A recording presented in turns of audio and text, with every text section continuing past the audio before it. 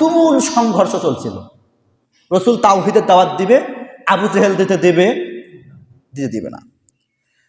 সম্মানিত বন্ধুগণ আমার, আল্লাহ রসুল তাওহীদের দাওয়াত দেন, অপরদিকে আবু জেহেল তাওহীদের দাওয়াত যেন মুহাম্মদ দিতে না পারে সেই দিকে তিনি বাধা প্রদান করেন।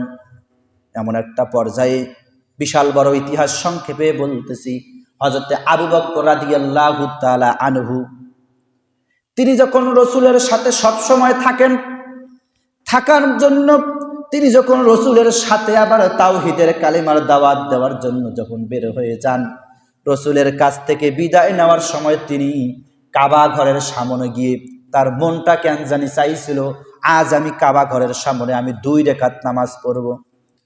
রসুলের কাছ থেকে বিদায় নিয়ে আবু বকর যখন বাড়ির উদ্দেশ্যে যখন রওনা দিয়েছেন, তিনি কাবা ঘরের সামনে গিয়ে তার যখন মনটা বলল আমি 2 রাকাত নামাজ পড়ব কাবাকে সামনে নিয়ে, তিনি যখন নামাজের মধ্যে দাঁড়িয়েছেন, ঠিক ওই রাস্তা দিয়ে আবু জেহেল এবং তার সাঙ্গপাঙ্গরা ওই রাস্তা যখন অতিক্রম করতেছিল, ঠিক ওই মুহূর্তে আবু জেহেলের চোখে পড়ে গেল যে আবু বকর কাবার সামনে নামাজ আদায় করতেছে। কিরে, 365টা মূর্তি, 360টা মূর্তি, আমরা তার পূজা করি, ওরা আমার দেবতা, আমরা যা চাই ওরা আমাদেরকে তাই দেয়, কিন্তু আবু বকর ওই আল্লাহ রব্বুল আলামিনকে ডাকে, সুতরাং আবু বকরকে তো তার সঙ্গে তো আজ কেউ নেই, আমরা তো আজকে তাকে পেয়ে গেছি, সুতরাং আবু বকরকে আজকে আমাদের মারার একটা সুযোগ। নাউজুবিল্লাহ বলেন, আজকেই সুযোগ, আবু বকরকে আমরা মেরে ফেলি। আবু জেহেল বলল, ও আমার সাঙ্গপাঙ্গরা শুনে নাও, আবু বকরকে তোমরা আঘাত করো, যেই সিজদায় চলে যাবে ওই সময় তোমরা আঘাত করা শুরু করে দাও। আবু বকর যখন সিজদায় চলে গেল, ঠিক ওই মুহূর্তে আবু জেহেলের কথা অনুযায়ী এবার তাকে যখন পিটানি শুরু করে দেওয়া হলো, পিটাইতে পিটাইতে জমিনের মধ্যে শোয়াই দিয়ে এবার আবু জেহেল বাহিনী যখন সেখান থেকে যখন চলে গেল, ওই রাস্তা অতিক্রম করতেছিলেন কিছু বিদুইন ব্যক্তি। ওই বিদুইন ব্যক্তি আবু বকরকে চিনে ফেলেছিল, কারণ আবু বকর মক্কার জমিনে ব্যবসায়ী ছিল, মক্কার জমিনের বেশিরভাগ মানুষ আবু বকরকে চেনে। আবু বকরের এই দুর্দশা, এই অবস্থা দেখে তার বাসার মধ্যে খবর দেওয়া হলো। আবু বকরের বুড়ি মা এসে তার সঙ্গে কয়েকজনকে সাথে করে নিয়ে এসে আবু বকরকে বাসায় নিয়ে গেলেন। আবু বকরের হুঁশ নাই, বেহুশ মানুষ। বাসায় পৌঁছার সঙ্গে সঙ্গে আবু বকরের খিদমত করা শুরু করে দেওয়া হলো, তার মাথার মধ্যে পানি দেওয়া হলো। এক পর্যায়ে তার জবান থেকে যখন এরকম করে আওয়াজ আসতেছিল, লা ইলাহা ইল্লাল্লাহ মুহাম্মাদুর রাসূলুল্লাহ, এই আওয়াজ যখন আসলো, আবু বকরের মা একটু শান্ত হলেন। আমার আবু বকর এখনো মারা যায়নি, আবু বকর এখনো জীবিত আছেন। এবার আবু বকরের একটু পরে কিতাবের মধ্যে এসেছে, প্রায় 2.5 ঘন্টা পরে তার সেন্স চলে এসেছেন, তিনি কথা বলতে পেরেছিলেন 2.5 ঘন্টা পর এবার মা ডাক দিয়ে বলতেছে, বাবা আবু বকর রে, তোমাকে কারা মারলো? আবু বকর ডাক দিয়ে বলল, আমাকে আবু জেহেল বাহিনীরা পিটাইছে। এবার এই কথা যখন বললেন, আবু বকরের মা আবু বকরকে ডাক দিয়ে বললেন, আবু বকর তোমার এখন কেমন লাগতেছে? আবু বকর ডাক দিয়ে বলতেছে, মা গো, আমার কেমন লাগু, আমার কি হয়েছে এটা বড় কথা নয়, কিন্তু তুমি কি আমাকে বলতে পারো আব্দুল্লাহর পুত্র মুহাম্মদ, আমার রসুল, প্রিয় হাবিব, আমার প্রিয় বন্ধু মুহাম্মদ সাল্লাল্লাহু আলাইহি ওয়াসাল্লাম কোথায় আছেন, কেমন আছেন, এই সংবাদ তুমি কি আমাকে দিতে পারবা? সুবহানাল্লাহ বলেন। নিজে মরতেছে, অসুস্থ মানুষ, কিন্তু বন্ধুকে ভুলতেছে না। আবু বকরের মা একটু রাগ হয়ে গেছে, আবু বকর তুমি আগে একটু সুস্থ হও, সুস্থ হওয়ার পরে মুহাম্মাদের খবর নিও, কিন্তু তুমি এই মুমূর্ষু অবস্থায় কিভাবে, তোমার অবস্থা করুণ হওয়ার কারণেও তুমি মুহাম্মদকে বলে যাও না। এবার আবু বকর ডাক দিয়ে বলতেছে, মা গো, যতক্ষণ পর্যন্ত তুমি আমাকে আমার হাবিব, আমার বন্ধুর সংবাদ তুমি না দিবে, এই যে আমার সামনে খাবার নিয়ে এসেছো। আবু বকরের মা খেজুর সামনে নিয়েছেন, আবু বকর একটু খাও, সুস্থ হও। আবু বকর ডাক দিয়ে বলতেছে, মা আমি যতক্ষণ পর্যন্ত আমার নবী কেমন আছে এটা আমি না জানবো ততক্ষণ পর্যন্ত এক ফোঁটা পানি একটা খেজুর পর্যন্ত আমি মুখে দেব না। এবার আবু বকরের মা পেরেশানিতে পড়ে গেলেন, কোথায় গেলে মুহাম্মদকে পাওয়া যাবে। এবার তিনি খুঁজতে খুঁজতে উম্মে আইমানকে পেয়ে গেলেন, রসুলের ফুফুকে পেয়ে গেলেন। উম্মে আইমানকে ডাক দিয়ে বলতেছেন, উম্মে আইমান রে, আমার আবু বকর প্রচুর অসুস্থ, কিন্তু মুহাম্মদ সাল্লাল্লাহু আলাইহি ওয়াসাল্লাম কেমন আছেন এটা না শোনা পর্যন্ত পানি পান করবেন না। তুমি কি বলতে পারো এই মুহূর্তে রসুল কোথায় আছেন? তখন পর্যন্ত কিন্তু আবু বকরের মা কিন্তু ইসলাম গ্রহণ করেন নাই। মনোযোগ দেন। এবার উম্মে আইমান বলতেছে, আমার ঘরের মধ্যেই আমি রসুলকে এক্ষণে রেখে আসলাম, কেন কি হয়েছে? আবু বকর অসুস্থ। আবু বকরের মা দৌড়ে গেলেন উম্মে আইমানের ঘরে, গিয়ে দেখেন রসুল আমার সিজদায় পড়ে আল্লাহকে ডাক দিয়ে বলতেছেন, আয় আল্লাহ তাআলা, মক্কার জমিনের কাফের মুশরিকগুলো কালিমা গ্রহণ করে না, যেখানে কালিমার দাওয়াত দেয় সেখানে আমাকে মারে, আমার সাহাবীদেরকে মারে, শরীর থেকে রক্তাক্ত করে দেয়। এরকম যখন রসুল যখন আল্লাহকে ডাক দিয়ে বলতেছেন, আবু বকরের মা পিছন থেকে ডাক দিয়ে বলতেছেন, ইয়া রাসূলুল্লাহ, ইয়া হাবিবাল্লাহ, আপনার বন্ধু আবু বকর অসুস্থ অবস্থায় আছে, যতক্ষণ পর্যন্ত আপনাকে না দেখবে ততক্ষণ পর্যন্ত সে বলেছে এক ফোঁটা পানি পর্যন্ত মুখে দেবে না। সুবহানাল্লাহ। আবু বকর মা যখন এইরকম করে বললেন, রসুল এবার সেজদা থেকে মাথা উঠিয়ে সালাম ফিরিয়ে আবু বকরের মাকে বললেন, আবু বকরের মা, চলেন, আমার আবু বকর আমার বন্ধুর কি হয়েছে আমি তাকে দেখতে যাব। রসুল রওনা দিলেন, আবু বকরের বাসায় পৌঁছে গেলেন। আবু বকরের বাসায় যখন পৌঁছে গেলাম, রসুল এবার আবু বকরকে দেখে দু চোখের পানি ছেড়ে দিয়ে ডাক দিয়ে বলতেছেন, আবু বকর রে, তোমার মুমূর্ষ অবস্থায় তুমি এক ফোঁটা পানি পান করনি। ও আবু বকর, কেন তুমি এটা করেছো? এবার আবু বকর ডাক দিয়ে বলতেছেন, ইয়া রাসূলুল্লাহ, ইয়া হাবিবাল্লাহ, ওই কঠিন কিয়ামতের দিন মুসিবতের সময় আল্লাহ পাক যখন মানুষের হিসাব নেওয়া শুরু করবেন, ঠিক ওই মুহূর্তে হাসরের ময়দানে সর্বপ্রথম আল্লাহ রাব্বুল আলামিনের সামনে আপনি তো আমাকে আল্লাহ রাব্বুল আলামিনের সামনে হিসাব দেওয়ার জন্য পাঠাবেন। তার মানে বোঝা গেল সর্বপ্রথম আবু বকরের হিসাব দিয়া হাসরের ময়দানের বিচার কার্য আল্লাহ পাক শুরু করবেন। সুবহানাল্লাহ বলেন। আমি সেই মানুষ, আপনাকে কতটা ভালোবাসি। আমি মনে করেছি যে আমাকে কাফের মুশরিকরা যেভাবে মেরেছে, না জানি আপনাকে দুনিয়ার জমিন থেকে বিদায় করে দিল নাকি, আমার মন মানে না। এজন্য আমি এখন পর্যন্ত কোনো পানি পান করিনি। আমি আমার মাকে বলেছি, যতক্ষণ পর্যন্ত আমি আমার বন্ধু মুহাম্মদ সাল্লাল্লাহু আলাইহি ওয়াসাল্লামকে না দেখব ততক্ষণ পর্যন্ত এক ফোঁটা পানি আমি মুখে দেব না। এবার আবু বকর রাদিয়াল্লাহু তাআলা আনহু রসুলকে দেখে কোন রকম করে বসলেন, রসুলকে জড়িয়ে ধরে কপালের মধ্যে একটা চুমা দিলেন। এই দৃশ্য দেখে আবু বকরের মা দু চোখ থেকে পানি ঝরা শুরু হয়ে গেছে। হায় রে, কেমন নবী, কেমন বন্ধু, এক বন্ধু আর এক বন্ধুর কারণে পানি মুখে দেয় না, এটা কেমন ধর্ম রে, এটা কেমন বন্ধুত্ব। এবার আবু বকরের মা দু বন্ধুর ভালোবাসা দেখে তিনি আর ইসলামের বাহিরে থাকতে পারলেন না, সঙ্গে সঙ্গে তাওহীদের কালেমা পড়ে মুসলমান হয়ে গেলেন। আবু বকরের উপর এই নির্যাতনের রিস্টিম রোলার কাফির মুশরিকরা চালানো শুরু করে দিয়েছে। এটা ছিল এক নাম্বার কারণ। দুই নাম্বার কারণ হলো হযরত ওমর রাদিয়াল্লাহু তাআলা আনহু ইসলাম গ্রহণ করলেন। ইসলাম গ্রহণ করার কারণে কাফের মুশরিকরা ওমর যেই রাস্তা দিয়ে যায়, কাফের মুশরিকরা সাইড দিয়ে বলে, ওরে ওমর, তুমি তো ভালোই ছিলা, আমাদের সাথে তুমি ছিলা, ভালোই ছিলাম, কিন্তু আজ তোমার কি হয়ে গেল? কেন তুমি মুহাম্মদের হাতে হাত রেখে তাওহীদের কালিমা পড়ে কেন তুমি মুসলমান হয়ে গেলা? তুমি কেন কালিমাটা পড়লা? তুমি তো ব্যর্থ হয়ে গেছো, তুমি তো নিঃশেষ হয়ে গেছো, তুমি তো আমাদের সমাজ থেকে বিতাড়িত হয়ে গেছো। এরকম করে যখন ওমর রাদিয়াল্লাহু তাআলা আনহুকে ব্যর্থ বলা শুরু করে দিল, আবু বকরকে মারা শুরু করে দিল। এবার এরা দুইজনে রসুলকে জিজ্ঞেস করলেন, ইয়া রাসূলুল্লাহ, ইয়া হাবিবাল্লাহ, আসলেই কি পৃথিবীর জমিনে আমরা কি ব্যর্থ না সফল? এখন বলেন, আবু বকর ওমর ব্যর্থ না সফল? জোরে বলেন না, ব্যর্থ না সফল? সফল। ওমর বলতেছে, ইয়া রাসূলুল্লাহ, আসলে কি আমরা ব্যর্থ না আমরা সফল? এটা ছিল দুই নাম্বার ঘটনা।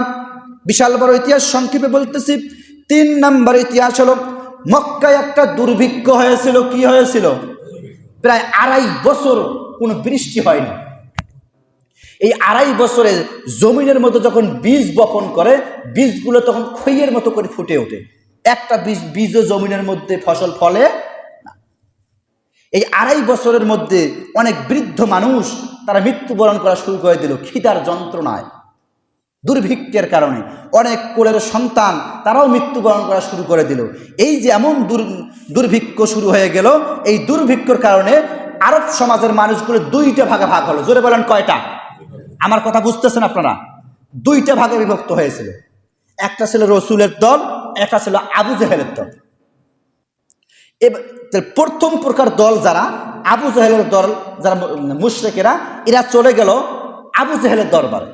আবু জেহেলকে ডাক দিয়ে বলতেছে, আবু জেহেল শোনো, এই যে দুর্ভিক্ষ চলতেছে, আপনি তো দেশের প্রেসিডেন্ট, আমাদের দেশে নয় খাদ্য নাই, আমরা দুর্ভিক্ষের মধ্যে আছি, আপনি অন্য দেশ থেকে আমদানি করেন, আমাদের দেশের মধ্যে চলে আসুক, খাদ্য চলে আসুক, আমরা খেয়ে অন্তত বাঁচতে তো পারি। যখন এই কথা যখন বলা শুরু করে দিলেন, তখন আবু জেহেল বলল যে আমার পক্ষে এটা সম্ভব নয়। সম্মানিত বন্ধুগণ আমার, আরেক দল চলে গেলেন রসুলের দরবারে। রসুলকে ডাক দিয়ে বললেন, ইয়া রাসূলুল্লাহ, ইয়া হাবিবাল্লাহ, আমরা তাওহীদের কালিমা পড়ে মুসলমান হয়ে গেলাম, কিন্তু মক্কার জমিনে যে দুর্ভিক্ষ শুরু হয়ে গেছে, এই দুর্ভিক্ষের কারণে মানুষগুলো মৃত্যুবরণ করা শুরু করে দিয়েছে। আমরা কি আসলে কালেমা গ্রহণ করার আগেও আমরা ছিলাম ব্যর্থ?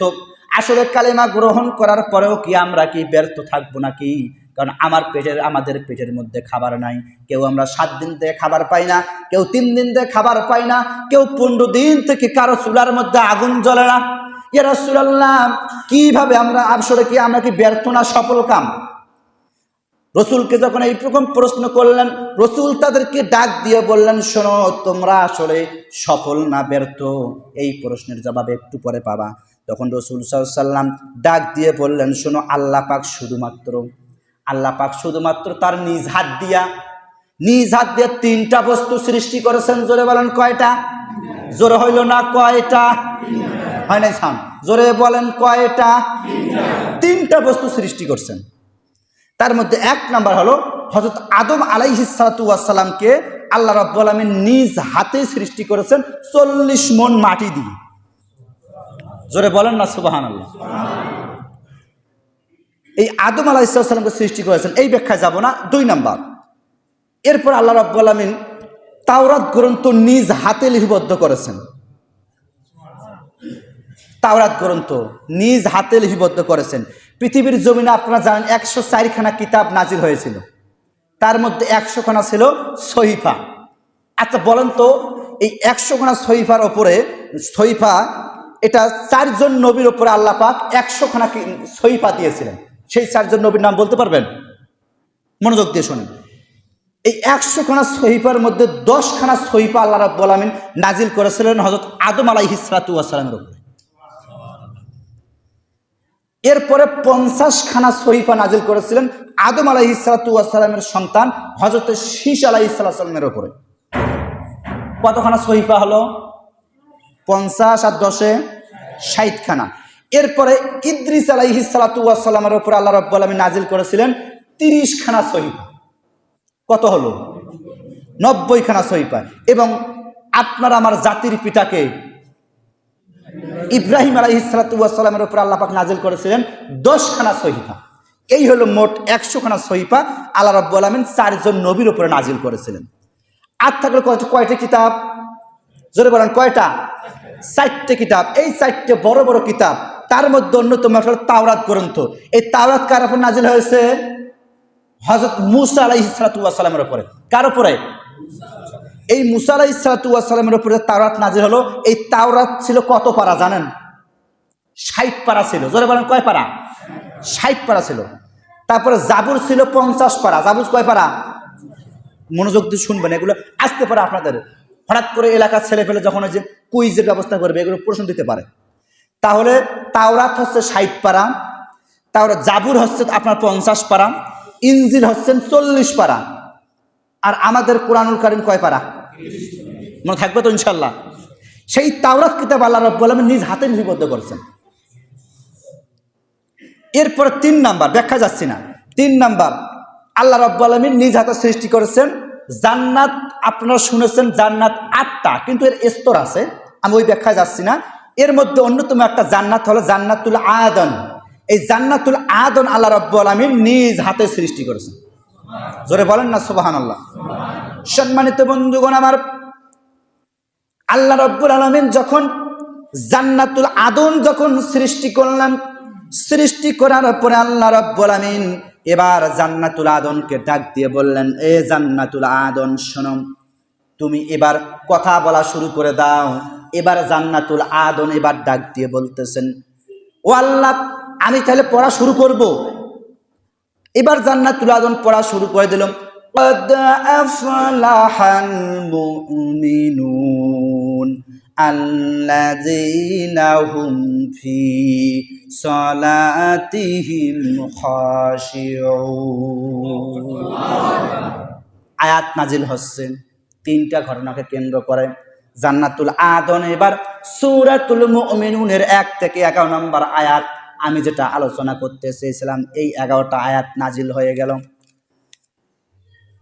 এবার আল্লাহ রাব্বুল আলামিন জান্নাতুল আদন কি বললেন, জান্নাতুল আদন রে তুমি কথা বলা শুরু করো। জান্নাতুল আদন কথা বলা শুরু করলো, কদ আফলাহাল মুমিনুন, অবশ্যই মুমিনগণ সফল কাম হয়ে গেছে। অবশ্যই মুমিনগণ সফল কাম হয়ে গেছে। এই জায়গার মধ্যে কদ, কদ শব্দটা আছে দৃঢ়তা সূচক। দৃঢ়তা সূচক বলতে আমরা বুঝি কোনো একটা জিনিস ব্যাপারে কোনো সন্দেহ নাই। কদ আফলাহা শব্দটা হলো মাজি মুতলাক।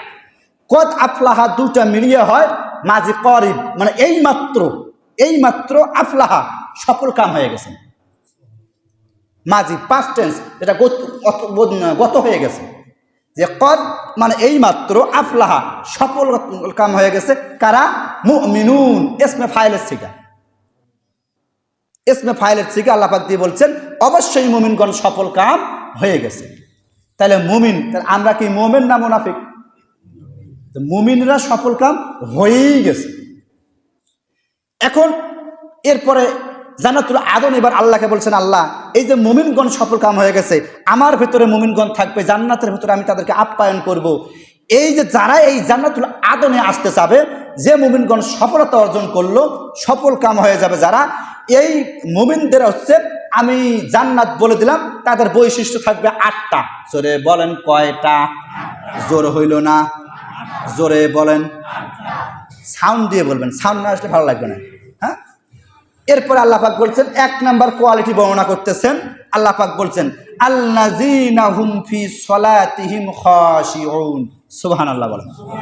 আল্লাযীনা, যে বা যারা বা যাহারা, হুম মানে তাদের বা তারা, ফি মানে মধ্যে, সলাত মানে নামাজ, হিম মানে তাদের, তাদের নামাজের মধ্যে, খাশিউন তারা নিজেদের নামাজের মধ্যে বিনম্র বিনয়ী।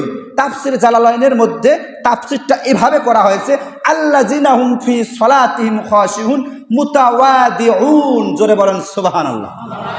যারা তাদের নামাজের ব্যাপারে বিনম্র এবং বিনয়ী।